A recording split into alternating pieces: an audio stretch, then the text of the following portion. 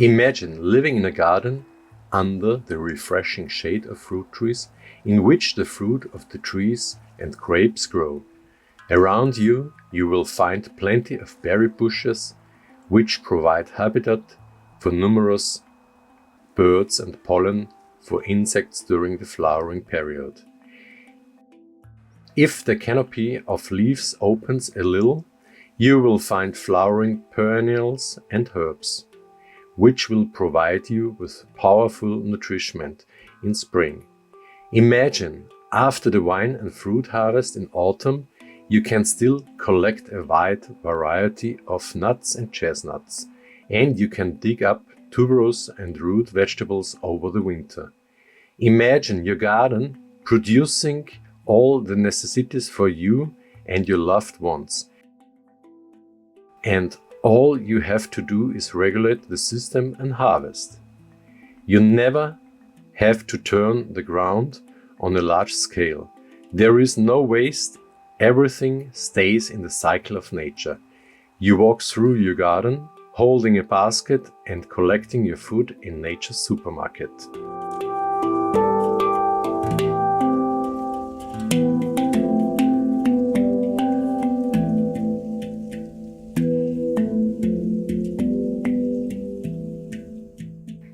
My father, Hans Hermann Gruber, started just such a paradise garden in the late 1980s, based on the book of Robert Hart and his ideas. More than 30 years ago, he began planting fruit trees, berry bushes, perennial shrubs and climbing plants on a former field, measuring 4,300 square meters. That was difficult at the time. There was no internet and it was difficult to find good literature and suitable planting material. There was also not really the possibility to exchange ideas with like-minded people. But over the years, everything got a little bit easier. The internet became accessible to a large number of people, networks were created, and so, of course, the diversity of our forest garden grew very quickly.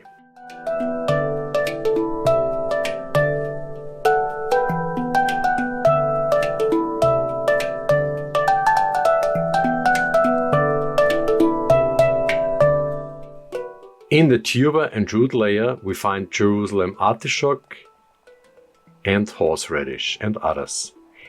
This year we are also experimenting with mashua and oloko. The living mulch layer is made up of a wide variety of wild herbs and strawberries. Good Henrik, sweet amble, comfrey, varieties of mints, perennial buckwheat and many more form the perennial layer. In the lower shrub layer we have currant, gooseberries, Japanese wineberries, American black raspberries, blackberries and many more. The high shrub layer is formed by a large number of cornel, oleaster, sea buckthorn, pear bush and others. We find plum trees, apple trees, pear trees, apricot trees, peach trees and the tree aralia in our lower tree layer. The high tree layer is formed by alders, manna ash and cherry trees. The crown layer is represented by the honey locust, sweet chestnut and walnut. In the vertical layer we find vine, hops, kiwi, schisandra and acacia.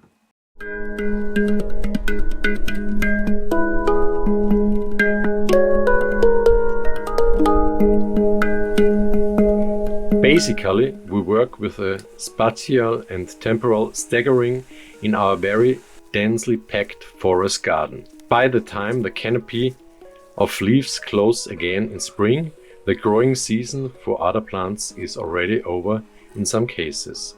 We also cut out a lot of biomass from our forest garden, chop up the branches and bring shredded material back out again.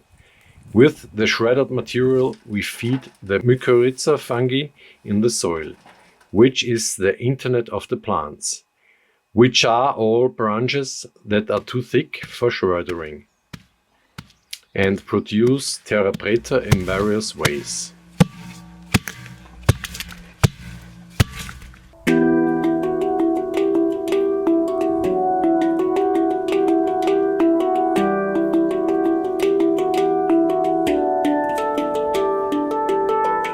Of course, in addition to our edible forest garden, we also have a large vegetable garden with annual vegetables. But we also try to live our forest garden. Especially in spring after a cold winter, we look forward to the fresh wild herbs, the young leaves of the daylilies and the young stinging nettles, followed by spicy wild garlic and others. Throughout the year we harvest leaves for salads and leaf flower. We harvest berries to eat fresh or dry them for the winter or make jams. We have fresh fruit from June and also store it for over the winter. We make cider from fallen fruit and let the surplus burn into alcohol.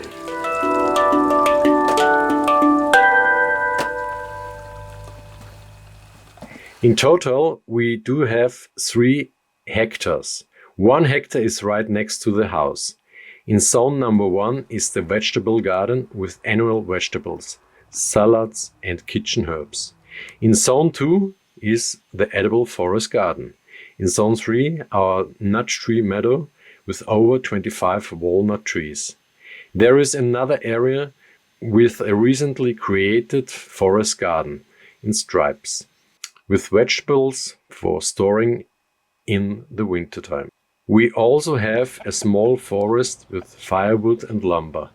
A little further away is a very extensive forest garden with chinampas in between. Once a year we hold a permaculture practice course and a permaculture design course on our land. At Pentecost we open the gates to a wide audience and hold guided tours. During the growing season we have numerous interns and volunteers from all over the world.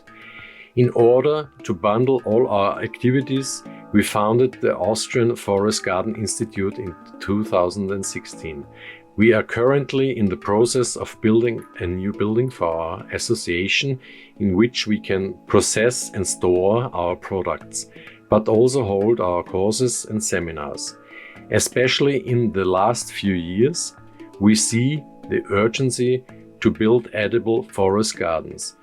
They give food sovereignty and represent a remarkable CO2 storage. They buffer the high summer temperatures and are therefore our number 1 climate opportunity.